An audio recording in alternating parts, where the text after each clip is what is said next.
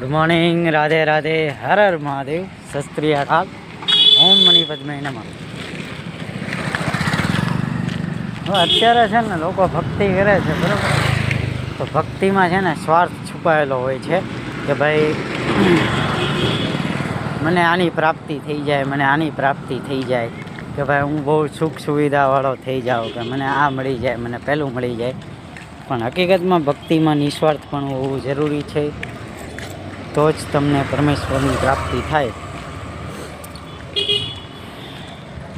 તો જ તમને મોક્ષ પ્રાપ્તિ થઈ શકે. બાકી તમે સ્વાર્થ લાવો વચ્ચે તો એ એક પ્રકારનું પ્રેક્ટિકલ રીતે તમે ભગવાનને ભજી રહ્યા છો, ઇમોશનલ રીતે ભજી રહ્યા નથી.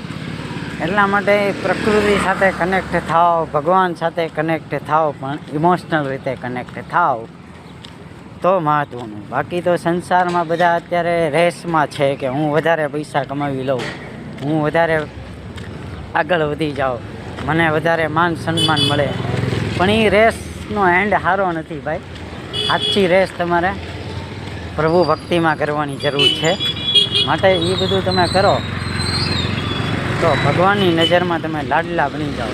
વાત સમજાય તો લાઈક કરો, કમેન્ટ કરો, સબસ્ક્રાઈબ કરો.